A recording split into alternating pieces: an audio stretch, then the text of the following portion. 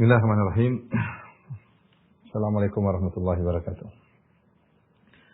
Alhamdulillahi ala ihsani wa syukru lahu ala taufiqihi wa amtinani wa asyhadu an la ilaha illallah wahdahu la syarika lahu ta'ziman li sya'ni wa asyhadu anna Muhammadan abduhu wa rasuluhu da'ila ridwani. Allahumma shalli alaihi wa ala alihi wa ashabihi wa ikhwani.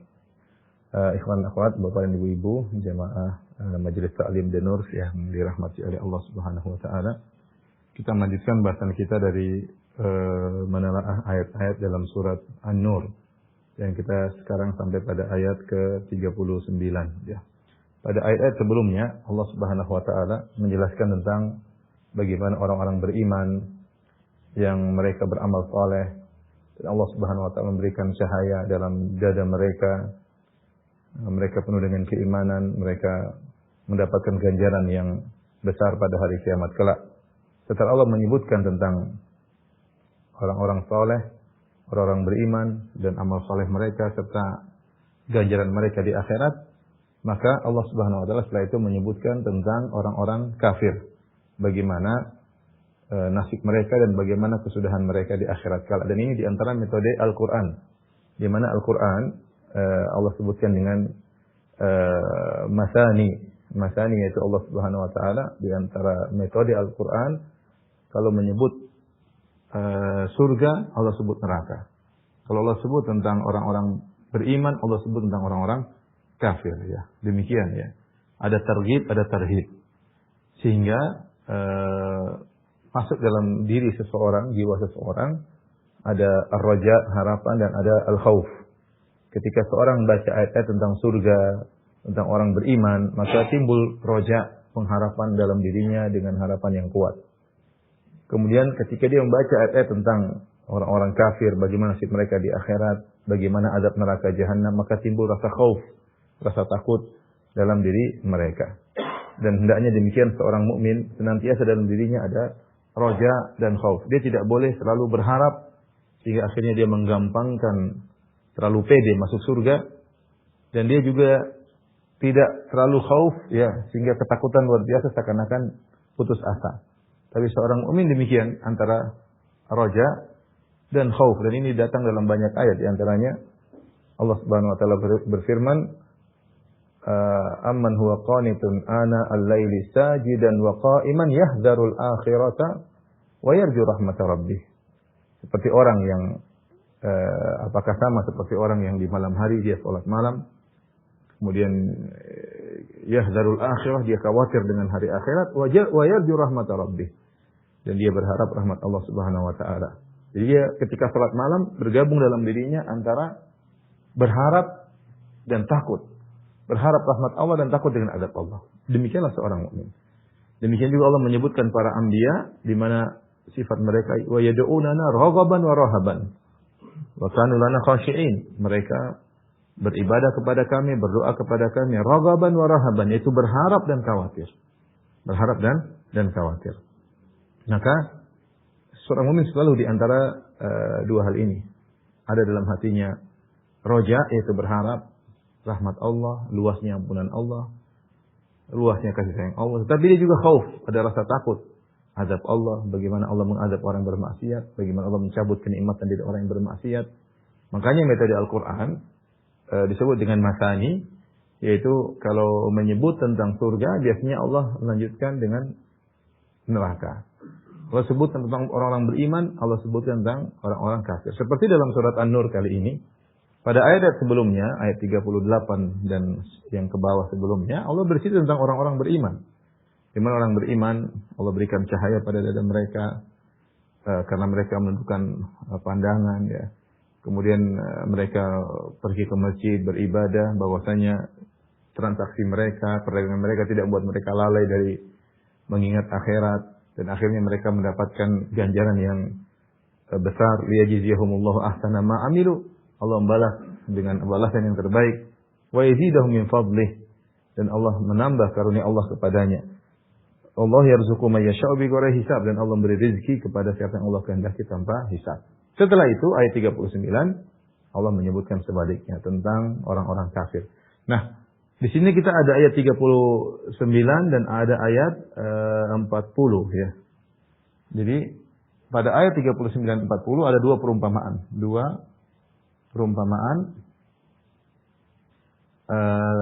Tentang orang kafir. Tentang orang-orang kafir. Perumpamaan pertama yaitu pada surat An-Nur ayat ke-39. Perumpamaan yang kedua pada Quran surat An-Nur surat 24 ayat ke-40 ya. Pada ayat 39 Allah memperumpamakan tentang sebagian pendapat Ibnu Katsir rahimahullah taala tentang orang kafir yang pede ya, dia merasa punya ilmu. Tentang orang-orang kafir yang merasa dapat petunjuk, merasa di atas petunjuk, dan merasa bahwa amalnya akan bermanfaat baginya di akhirat, bahwa amalnya bermanfaat baginya di akhirat.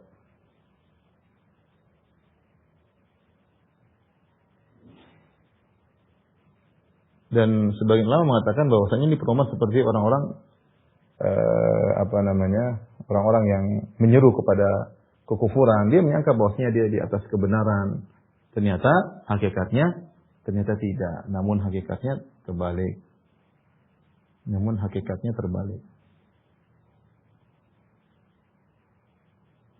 Kita bacakan ayatnya, ayat 39. Allah berfirman, perhatikan. وَالَّذِينَ كَفَرُوا أَعْمَالُهُمْ كَسَرَابٍ بِقِيعَةٍ يَحْسَبُهُ الظَّمْآنُ مَاءً. Kata Allah Subhanahu wa taala, orang-orang kafir, amalan mereka itu kasarab. Sarab itu adalah fata morgana. Biqi'atin, qi'ah jamak dari qa', dan qi'ah itu adalah dataran yang datar, yang tidak ada tumbuhan di situ, tidak ada pohon-pohon di situ, datar gersang. Namanya qi'ah. Ya. Yahsabuhu dzam'anu ma'a. Orang yang haus menyangka fata morgana tersebut adalah air. Hatta idza ja'ahu, hingga dia pun segera menuju ke tempat fata morgana tersebut. Ketika tiba di situ lam yajiduhu syai'a, ternyata dia tidak mendapati apa-apa. Wa wajadallaha 'indahu, bahkan dia mendapati Allah di sisinya, di sisi amalnya tersebut. Fa wafahu hisabah, lalu Allah memenuhi hisabnya, ya, yaitu Allah membalas perbuatannya. Wallahu sari'ul hisab, dan Allah sangat cepat hisabnya. Jadi ini perumpamaan. Allah gambarkan perumpamaan yang indah, seperti seorang di dalam kondisi sangat haus, dia dzam'an, dalam kondisi sangat haus. Kemudian dia mencari air. Ternyata dari kejauhan di tengah padang pasir ada dataran yang datar, tidak ada tumbuhan, tidak ada pepohonan, tidak ada apapun. Dia sangat kehausan.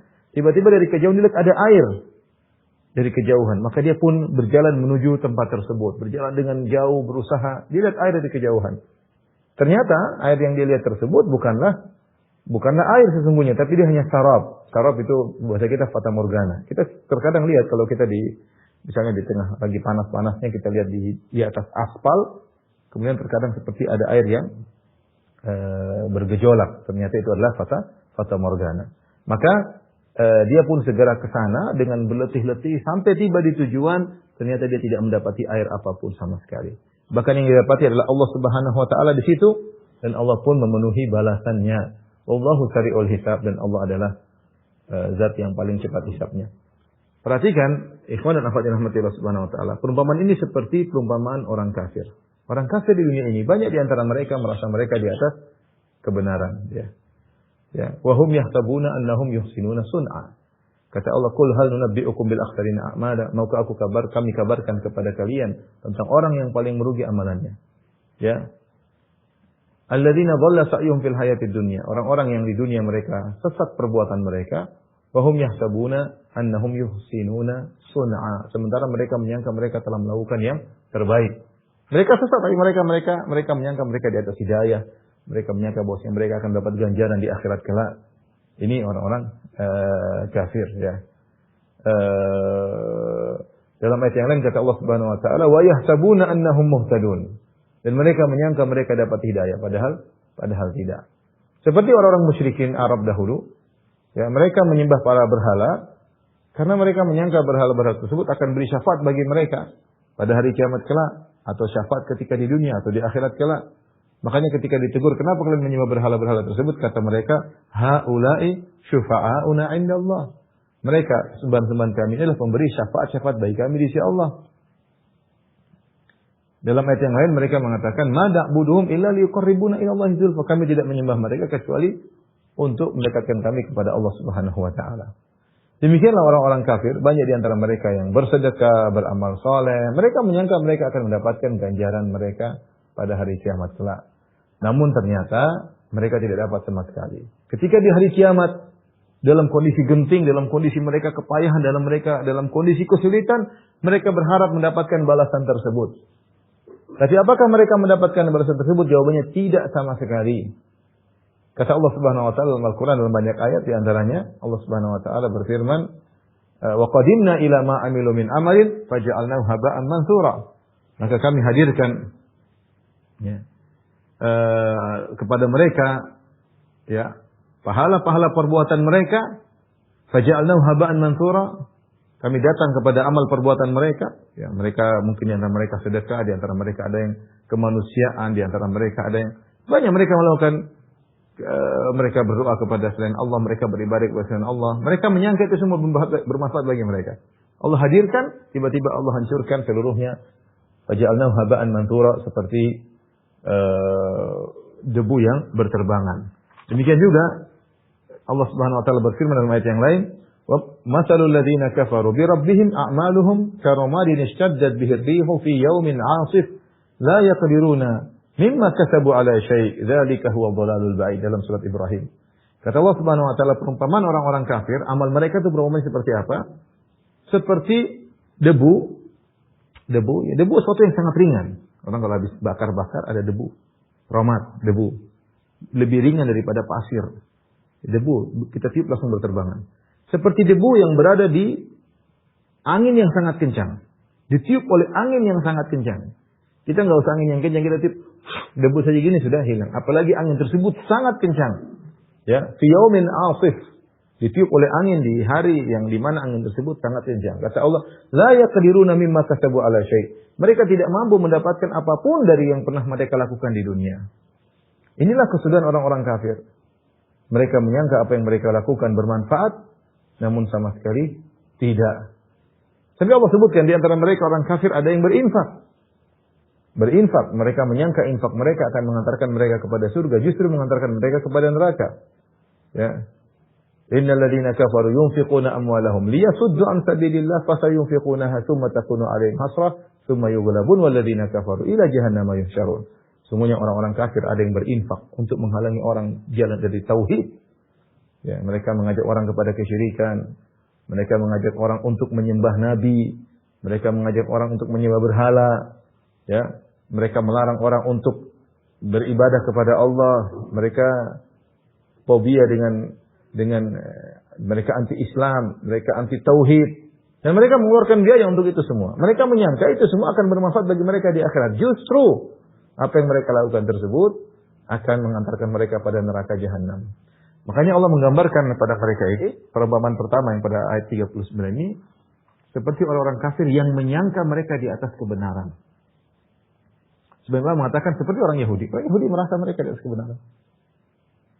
Ya, mereka memperjuangkan, mereka merasa di atas kebenaran. Ya.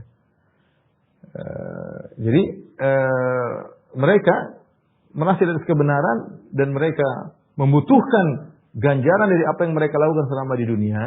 Ternyata ketika di akhirat mereka tidak dapat apa-apa. Seperti orang yang sedang kehausan. Bayangkan orang kehausan, kemudian dari kejauhan dia melihat ada air. Maka dia berjalan dengan susah payah menuju air tersebut. Ternyata yang didapati fata morgana, tidak ada apa-apa. Demikianlah kondisi orang kafir di akhirat kelak. Mereka menyangka mereka di atas kebenaran, mereka menyangka mereka dapat pahala. Ternyata apa yang mereka lakukan selama ini tidak ada apa-apanya. Fawajadallaha 'indahu fawafahu hisabah.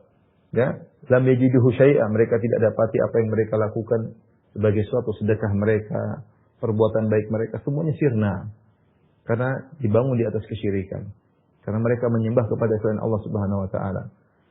Fawajadallaha indahu, dan mereka mendapati Allah di sisinya. Ada yang mengatakan di sisi orang kafir tersebut, ada yang mengatakan di sisi amal soleh, di sisi amal yang mereka perbuatan tersebut. Fawafahu hisabah, maka Allah pun menghisapnya. Justru amal yang mereka lakukan tersebut justru mengantarkan mereka kepada neraka jahanam, sebagaimana sudah kita sebutkan tadi. Bukan menolong mereka, ya, bukan menghilangkan rasa dahaga, tapi justru membuat mereka semakin dahaga, membuat mereka semakin sengsara, dimasukkan, dibakar dalam neraka jahanam. Wallahu sari'ul hisab, dan Allah cepat hisabnya. Apa yang dimaksud Allah sari'ul hisab? Ada yang mengatakan pendapat bahwasanya Allah cepat hisabnya, maksudnya Allah ketika menghisab makhluk-makhluknya pada hari kiamat tidak perlu satu persatu. Allah bisa menghisab mereka secara sekaligus. Sebagaimana di dunia ini Allah Subhanahu wa taala memberi rezeki kepada mereka sekaligus, Allah menjalankan banyak urusan di dunia sekaligus, maka demikian juga pada hari kiamat kelak, ya, Allah Subhanahu wa taala bisa menghisab mereka sekaligus. Bukan satu persatu, satu ngantri, kedua ngantri, Allah bisa menghisab mereka sekaligus, ya. Ya. Seperti dalam hadis Nabi SAW mengatakan, Allah berfirman, qasamtus salat nisfain. Aku membagi Al-Fatihah menjadi dua, jadi setengah-setengah, setengah untukku dan setengah untuk hambaku. Kemudian kata Allah, wa idza qala 'abdi alhamdulillahirabbil alamin, jika hambaku berkata baca Al-Fatihah alhamdulillahirabbil alamin, maka aku berkata hamidani 'abdi, sungguhnya hambaku telah memujiku. Wa idza qala ar-rahmanir rahim, jika hambaku berkata ar-rahmanir rahim, maka aku berkata asna alayya 'abdi, sungguhnya Allah berkata sungguhnya hambaku telah memujiku. Wa idza qala maliki yaumiddin, jika hambaku berkata Allah adalah penguasa hari pembalasan, maka Allah berkata majjadani 'abdi, sungguhnya hambaku telah mengagungkan aku. Dan kita tahu dalam satu waktu bisa jadi banyak orang yang baca Al-Fatihah, tapi Allah bisa menjawab seluruh perkataan mereka. Setiap mereka mengatakan alhamdulillahirabbil alamin, betapa banyak orang dalam waktu yang sama mengucapkan alhamdulillahirabbil alamin. Dalam waktu yang sama banyak orang mengucapkan ar-rahmanir rahim. Dalam waktu yang sama banyak orang mengucapkan Malik Yaumiddin. Tapi Allah bisa menjawab mereka dalam satu waktu. Allah maha mudah melakukan itu semua. Sebagaimana Allah memberi rezeki mereka semua dalam satu waktu. Sebagaimana Allah mencabut banyak nyawa orang dalam satu waktu. Demikian juga pada hari kiamat kelak Allah menghisab mereka juga dalam satu waktu sekaligus. Makanya Allah disebutkan sari'ul hisab. Allah cepat hisabnya. Jadi dengan manusia ya, kalau mau menghisap ngantri, tidak mampu dia menghisap sekaligus. Yang kedua, ketika Allah menghisap, beda dengan manusia. Kalau manusia ketika dia ingin mengaudit, dia harus mengumpulkan data, kemudian dia harus menghitung-hitung. Allah tidak perlu, karena semua data sudah ada pada Allah. Allah tinggal menampakkan. Beda dengan manusia, ketika dia mengaudit seseorang, dia mengumpulkan data, database-nya dia lihat, dia bandingkan. Jadi butuh waktu yang lama. Adapun Allah ketika menghisap tidak perlu, karena semua data sudah di hadapan Allah, sudah dalam ilmu Allah, tinggal Allah tampakkan. Makanya Allah sari'ul hisab. Atau pendapat yang berikutnya mengatakan sari'ul hisab, Allah cepat hisabnya, artinya hari kiamat itu cepat datang. Ya. Betapapun panjang dunia ini hanyalah sebentar. Ya, dunia ini hanya sebentar. Allah sering mengatakan tentang dunia, qalil, dunia itu hanyalah sebentar. Makanya disebut dengan dunia. Dunia itu disebut dunia karena dia hina, dani, dan dia dari dunu, yaitu dekat. Dekat. Ya. Dunia itu dekat. Tiba-tiba kita sudah masuk di alam akhirat. Makanya Rasulullah SAW menyamakan waktu dunia ini seperti orang yang sedang singgah di sebuah pohon. Kata Nabi SAW, mali walid dunya, innama masali wa masalud dunya karakibin istadhalla tahta syajarah thumma raha fatarakaha. Apa urusanku dengan dunia? Sungguhnya perumpamanku dengan dunia seperti seorang yang mampir di bawah sebuah pohon, kemudian istirahat sebentar, kemudian ditinggalkan pohon tersebut. Itulah kenapa disebut sari'ul hisab, Allah cepat hisabnya, karena segera. Jadi sari'ul hisab itu hisab Allah segera. Bagaimanapun kita lama hidup di dunia ini, kita pasti akan segera dihisab, cepat atau lambat. Ya, orang-orang kafir, bagaimana mereka di dunia ini dengan senang-senangnya, terkadang di antara mereka ada yang menggolimi, mereka bersifat congkak, sombong, ya, angkuh, akan ada hisabnya, cepat atau lambat. Dan cepat, dunia ini cuma sebentar. Silakan bersenang-senang, ya. Tamatta'u qalilan, silakan bersenang-senang. Setelah itu kalian akan segera dihisab oleh Allah Subhanahu wa taala. Ini perumpamaan yang pertama yang disebutkan oleh Allah dalam surat An-Nur ayat 39. Baik, yang perumpamaan kedua kata Allah Subhanahu wa taala, "Au kadzulumatin fi bahri lujiyyin." Ya. Au kadzulumatin fi bahri lujiyyin. Au kadzulumat, perumpamaan kedua itu seperti amalnya orang-orang kafir itu seperti zulumat, dalam kegelapan-kegelapan. Ya. Seperti kondisi gelap gulita di malam hari. Fi bahrin lujiyyin, di dalam sebuah lautan luji. Luji itu yang sangat dalam, yang tidak diketahui ujungnya saking dalamnya. Kan laut semakin dalam semakin gelap. Ya, lujiyyin. Yakshahu maujun min fawqihi maujun min fawqi sahab. Yang lautan tersebut sudah dalam kegelapan malam, kemudian dalam kegelapan lautan yang dalam, kemudian ada ombak yang di atasnya yang juga membuat semakin gelap. Maujum min fawqihi mauj, kemudian di atas ombak tersebut ada ombak yang lain lagi. Ya. Sahab. Di atasnya lagi min fawqi sahab ada awan. Kata Allah, zulumatun ba'duha fawqa ba'd. Ini adalah kegelapan yang bertubi-tubi, yang bertumpuk satu di atas yang lainnya. Idza akhraja yadahu lam yakad yaraha. Jika dia mengeluarkan tangannya, dia hampir tidak bisa melihat tangannya saking gelap di sekitarnya. Wa man lam yaj'alillahu lahu nuran fama lahu min nur. Barang siapa yang Allah tidak berikan padanya cahaya, maka dia tidak akan mendapatkan cahaya. Perumpamaan yang kedua tentang orang kafir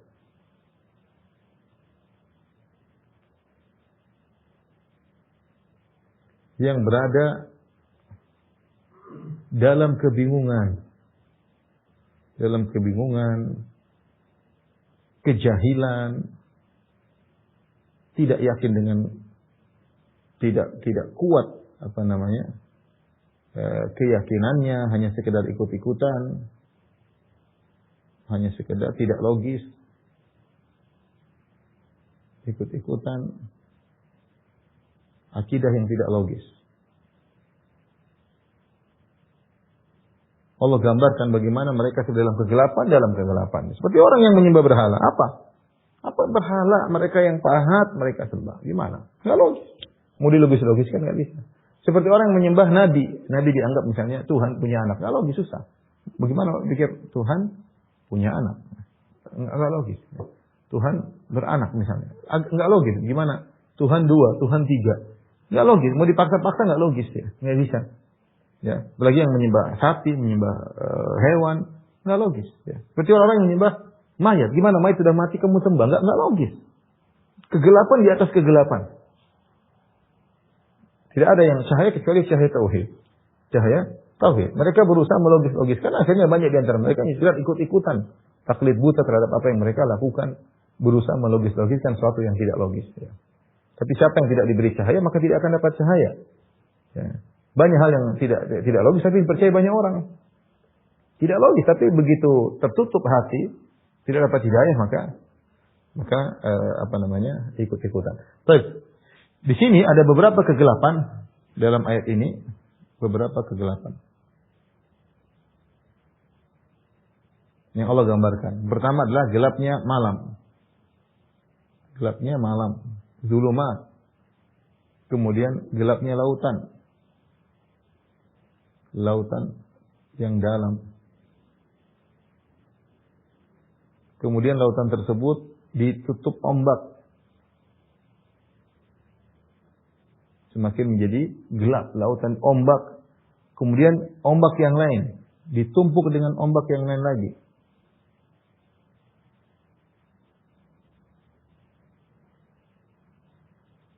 Ombak yang lain lagi. Apakah ombak ini maksudnya ombak kemudian disusul dengan ombak berikutnya? Ya, seperti kita tahu di lautan, kalau kita di laut ada ombak datang, kemudian disusul dengan ombak datang, disusul dengan ombak di atasnya lagi. Atau dua ombak yang saling bertemu, saling menghantam. Intinya di atas lautan tersebut ada ombak. Kemudian di atas juga ada awan. Awan yang menutup bintang-bintang. Bagaimana kita bayangkan seorang di tengah lautan seperti ini. Dia di tengah lautan, kemudian dia di bawah lautan yang sangat dalam, di atasnya ada ombak, gelap malam, kemudian tidak ada lampu sama sekali, kemudian ada awan yang menutup sehingga tidak bisa melihat bintang-bintang. Terlebih lagi kata Asy-Syaukani rahimahullah, jika ombak tersebut mengeluarkan hujan, maka gundah gulana, kegelisahan, keputusasaan mengitari dirinya. Inilah gambaran kira-kira tentang orang kafir yang mereka, amal mereka seperti ini. Ya, seperti orang-orang yang Allah sifati dengan dhalin, orang-orang tersesat, yang mereka hanya ikut-ikutan tanpa akidah yang jelas, ya. Mereka hanya ikut-ikutan, hanya menyembah manusia, entah menyembah hewan, entah menyembah, ya. Intinya mereka adalah orang-orang yang berada dalam kegelapan. Amal mereka tidak dibangun di atas dasar yang kuat, hanya di atas kegelapan yang bertubi-tubi, hanya di atas kegelapan yang bertubi-tubi. Sehingga sampai Allah gambarkan betapa gelapnya kondisi tersebut, kata Allah, idza akhraja yadahu, kalau dia keluarkan tangannya, dan tangan adalah tempat yang bagian tubuh yang dekat, dia ingin lihat tangannya. Dia sekarang berada di lautan yang sangat gelap, dia ingin lihat tangannya, lam yakad yarah, dia tidak bisa melihat tangannya tersebut, saking gelapnya. Setelah itu Allah mengatakan, wa man lam yaj'al lahu nuran fama lahu min nur. Siapa yang Allah tidak jadikan baginya cahaya, tidak ada baginya cahaya. Ini peringatan bagi kita, ya, bahwasanya hidayah di tangan Allah Subhanahu wa taala.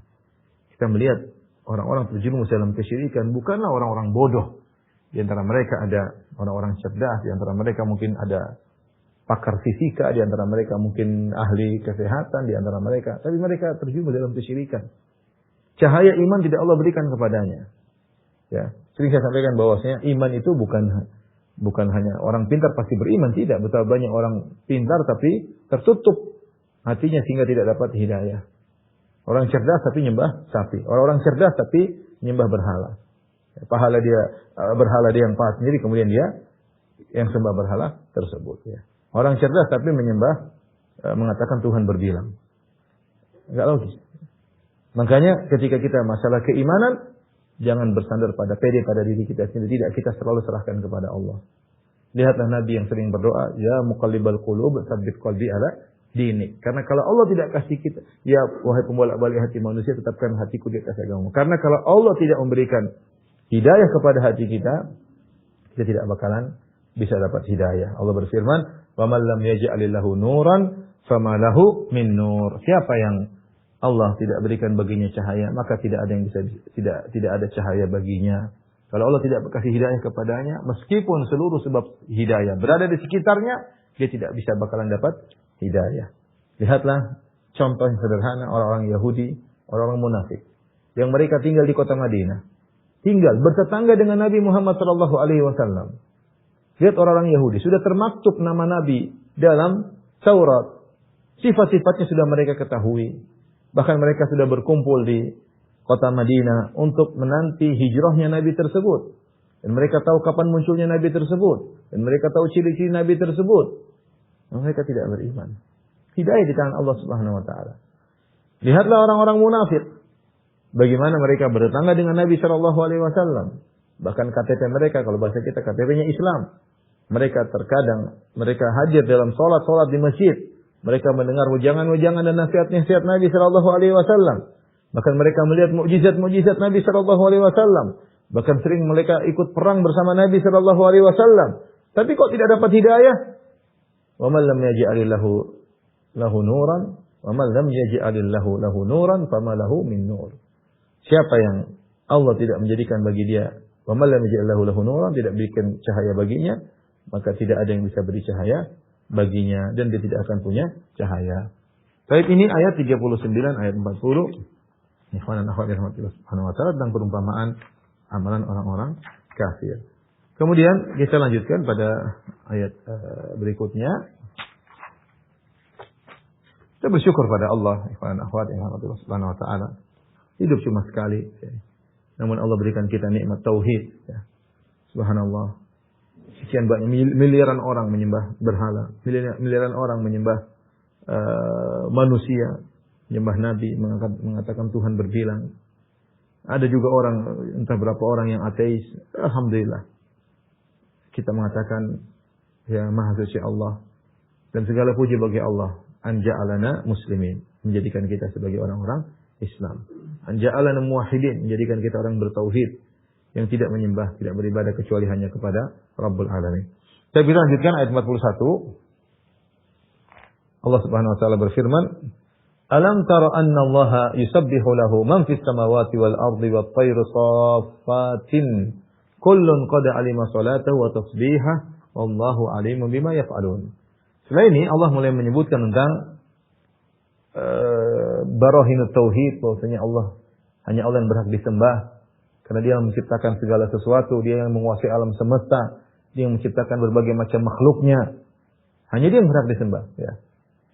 Para nabi tidak berhak disembah karena tidak menciptakan apa-apa, apalagi hewan yang hina kemudian malah disembah, apalagi berhala-berhala yang dipahat oleh manusia. Yang berhak disembah hanyalah Allah. Maka Allah mulai menyebutkan di antaranya firman Allah, "Alam tara anna Allah yusabbihu lahu ma fis samawati wal ard." Tidakkah engkau melihat bahwasanya Allah itu telah bertasbih kepadanya semua yang di langit dan di bumi. Wat tayru saffat, demikian juga burung yang mengepakkan sayapnya juga bertasbih kepada Allah Subhanahu wa taala. Kullun qad alima salatahu wa tasbihah. Semuanya mengetahui salatnya dan bertasbihnya. Wallahu alimum bima yaf'alun. Ya. Allah Subhanahu wa taala mengetahui apa yang mereka lakukan. Di sini Allah menjelaskan bahwasanya semua di langit dan di bumi bertasbih kepada Allah Subhanahu wa taala, ya. Namun kita tidak tahu bagaimana tasbih mereka. Dalam surat Al-Isra 44 Allah mengatakan, "Tusabbihu lahu as-samawati as-sab'u wal ardu wa man fihin wa in min syai'in illa yusabbihu bihamdihi walakin la tafqahuna tasbihahum." Kata Allah Subhanahu wa taala, sungguhnya langit yang 7 dan bumi dan apa yang ada di langit dan di bumi semuanya bertasbih kepada Allah. Wa in min syai'in illa yusabbihu bihamdihi, dan segala sesuatu bertasbih kepada Allah.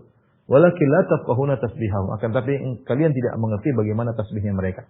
Tasbih kepada Allah ada dua model.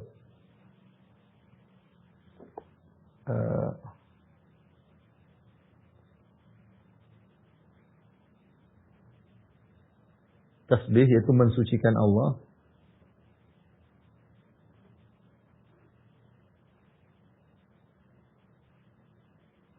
Ada dua model, ya.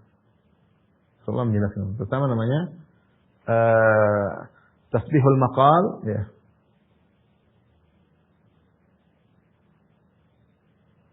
Kemudian yang kedua tasbih al-ahwal atau al-hal. Tasbihul hal.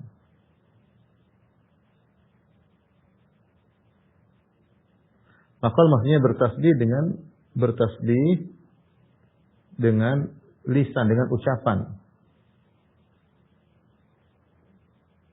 Yang kedua bertasbih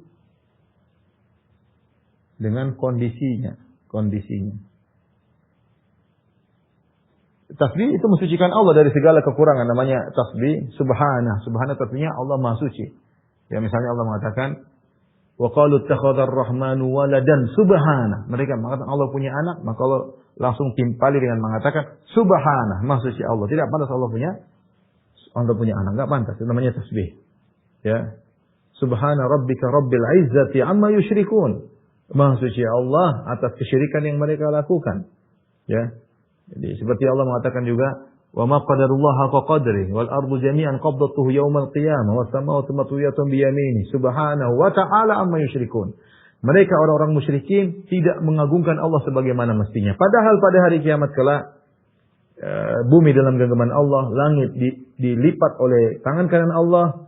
Subhanahu wa ta'ala, Maha Suci Allah, Maha Tinggi atas kesyirikan yang mereka lakukan. Sekarang Allah mengatakan, kok bisa mereka menyembah makhluk, menyembah nabi, menyembah malaikat, menyembah mayat, menyembah hewan? Kok bisa?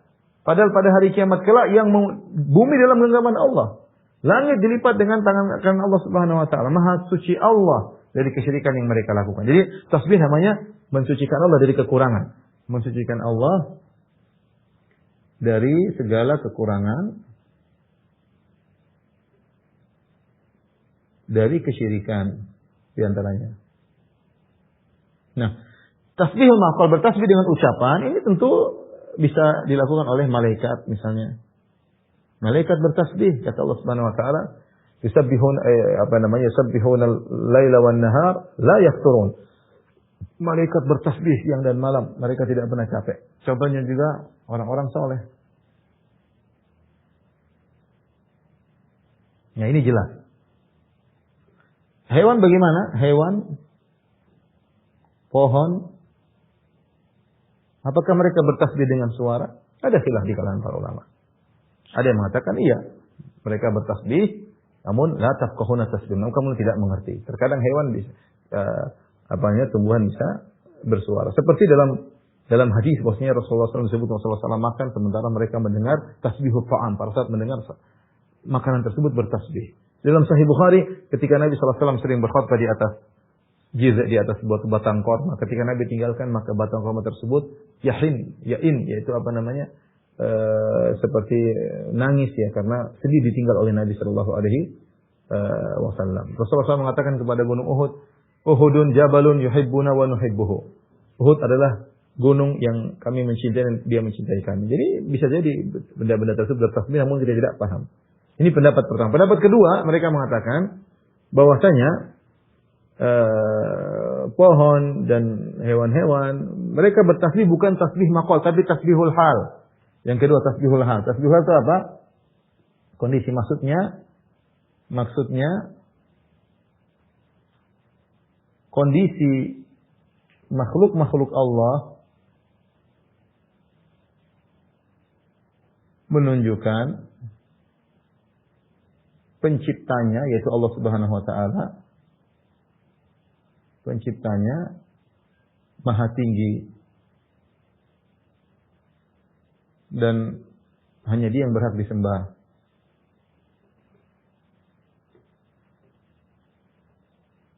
Ini pendapat sebagian ulama. Ya, kalau kita melihat hewan-hewan, melihat pohon-pohon, kita yang menciptakan ini yang berhak untuk disembah. Bukan pohon yang disembah, bukan hewan yang disembah, tapi yang menciptakan hewan dan pohon-pohon yang berhak untuk disembah. Makanya dari sini mereka mengatakan orang kafir juga bertasbih. Mereka mengatakan orang kafir juga bertasbih.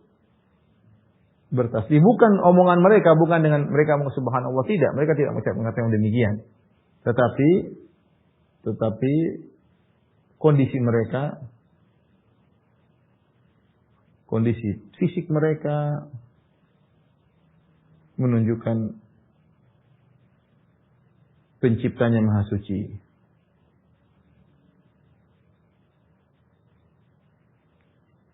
Ya, mereka fisik mereka seperti itu dan mereka juga di bawah naungan Allah Subhanahu wa taala ya.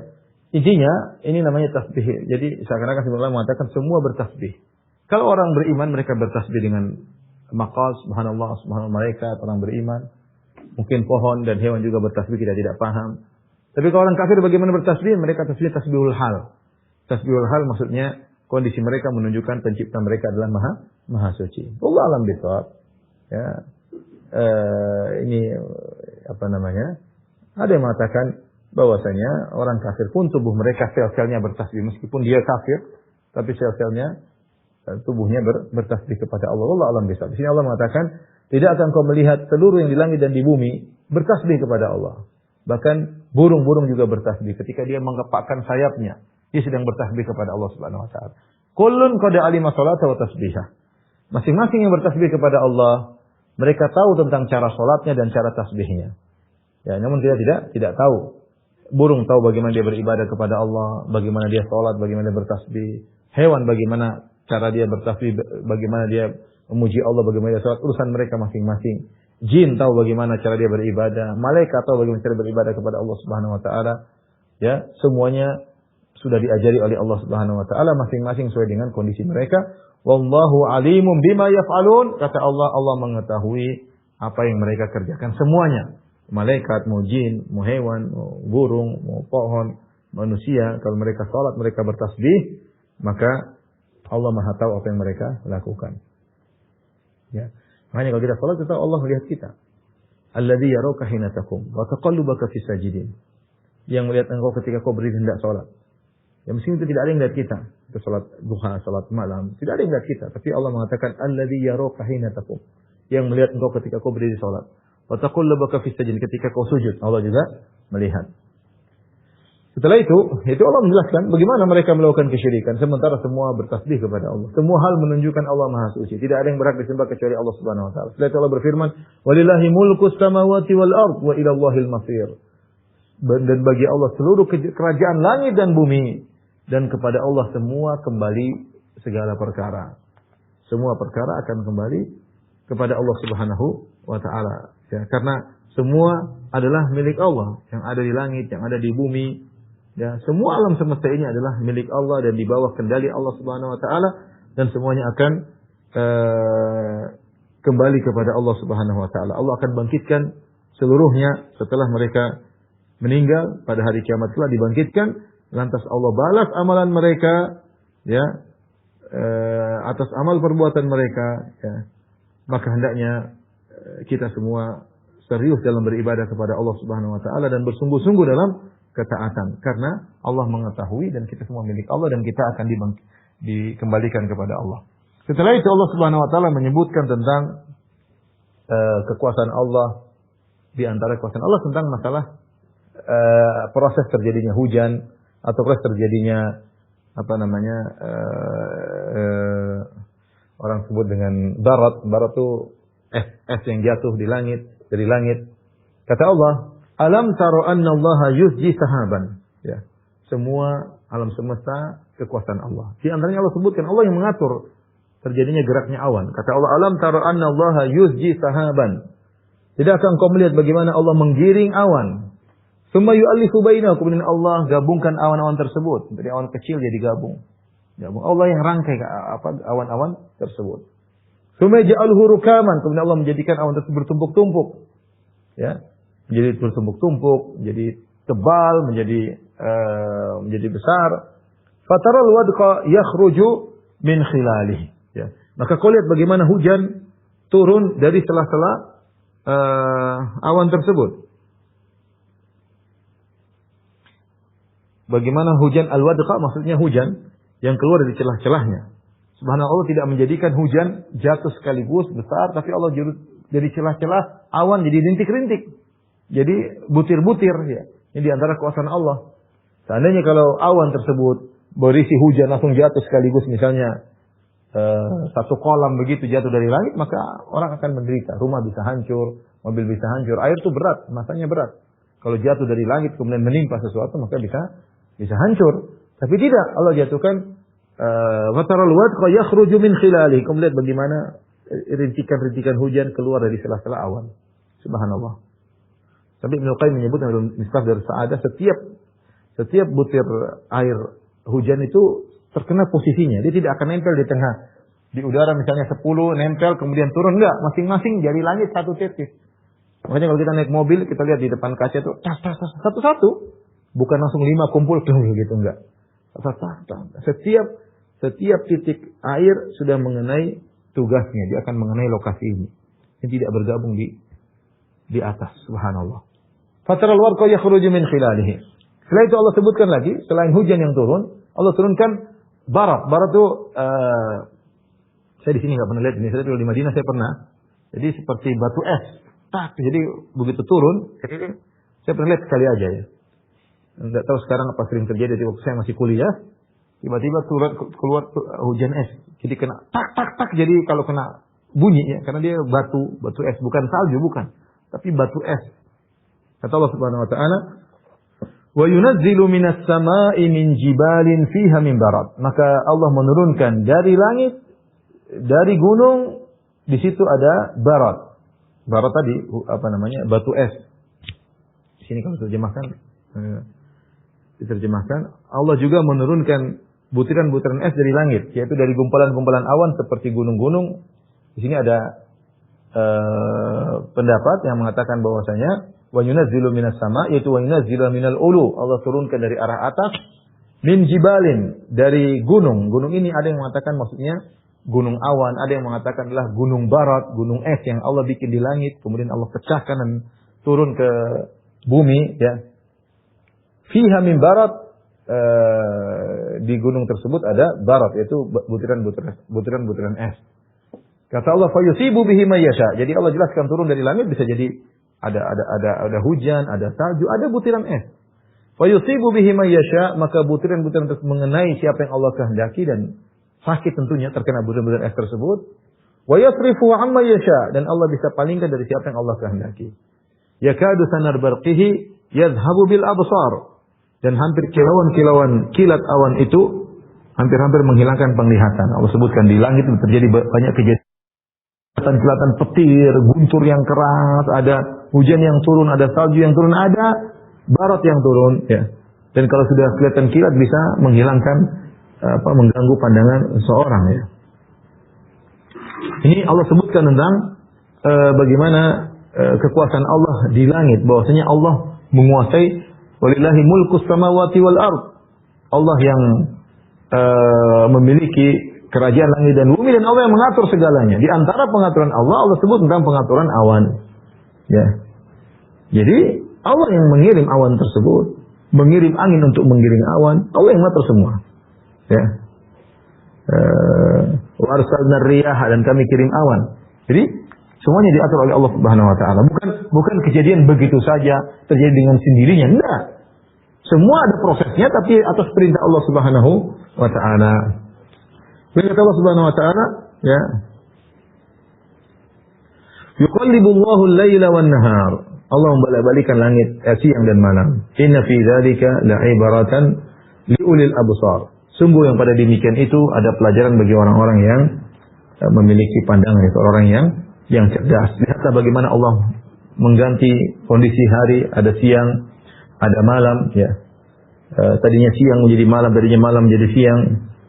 Ya, terkadang ada malam yang panjang seperti kalau kita mungkin agak stabil, tapi ada perubahan juga. Tapi berbeda sangat signifikan ketika kita tinggal di daerah yang ada 4 musim.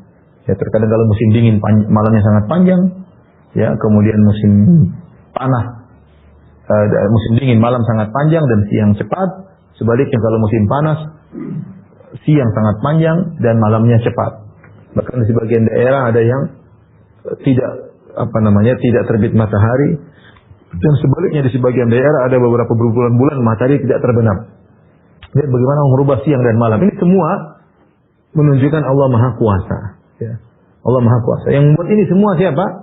Ya, Allah yang Maha Kuasa. Kata Allah Subhanahu wa taala, "Tabarakalladzi ja'ala fis sama'i burujan wa ja'ala fiha sirajan wa qamaran munira. Wa huwa alladzi ja'ala al-laila wan nahara khilfatan liman arada an yadhakkara aw arada syukura." Dan dialah yang Allah menjadikan siang dan malam silih berganti.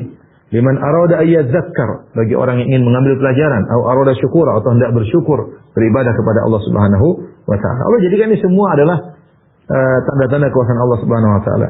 Inna fi ikhtilafil laili wan nahari. Inna fi khalqis samawati wal ardi wa ikhtilafil laili wan nahari la ayatin liulil albab. Semuanya pada pencipta langit dan bumi dan pergantian siang dan malam ada tanda-tanda kebesaran Allah bagi orang yang cerdas. Ini tidak terjadi dengan sendiri, ada yang ngatur. Belum lagi kejadian-kejadian yang ada di antara siang dan malam.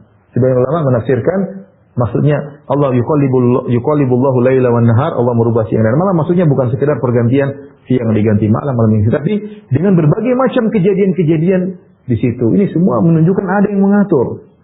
Ada yang mengatur. Ini semua adalah pelajaran bagi orang-orang yang cerdas, yang memiliki akal. Setelah itu Allah Subhanahu wa taala menyebutkan lagi tanda-tanda kekuasaannya, ya. Wallahu khalaqa kulla dabbatin mimma. Allah Subhanahu wa taala, dialah Allah yang telah menciptakan seluruh binatang melata, ya, dari air, ya. Semua hewan dari air. Faminhum man yamshi ala batnihi, di antaranya ada yang berjalan di atas perutnya seperti ular. Wa minhum man yamshi ala rijlain, di antara ada yang berjalan di atas 2 kakinya, contohnya manusia, contohnya burung-burung, ya, banyak hewan di atas 2 kaki. Wa minhum man yamshi ala arba', ayam di atas 2 kaki, bebek di atas 2 kaki. Di antaranya ada yang berjalan di atas 4 kaki, seperti ya hewan-hewan yang banyak, sapi, onta dan yang lainnya. Yakhluqullahu ma yasha, dan Allah menciptakan apa yang Allah kehendaki. Innallaha ala kulli syai'in qadir. Sungguhnya Allah Subhanahu wa taala Maha Kuasa atas segala sesuatu. Ini juga Allah setelah berdalil tentang kondisi langit, bagaimana Allah menguasai alam semesta. Allah bercerita tentang bagaimana proses di langit, turunnya hujan, turunnya butiran-butiran es. Allah sebut tentang bagaimana kondisi di atas muka bumi, berbagai macam model hewan. Ada yang berjalan 2 kaki, ada seperutnya, ada 4 kaki. Ya. Subhanallah. Ini semua menunjukkan akan keagungan Allah Subhanahu Wa Taala. Hanya Dia yang berhak untuk disembah.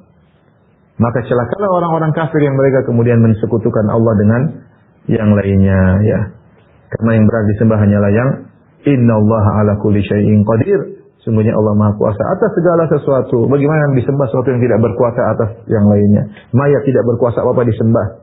Hewan tidak berkuasa apa-apa. Bodoh bisa disembelih, disembah. Ya. Patung tidak bisa apa-apa. Tidak bisa bicara, tidak bisa menoleh, tidak bisa punya pendengaran, tidak manusia yang kuat malah disembah. Nabi tidak bisa apa-apa.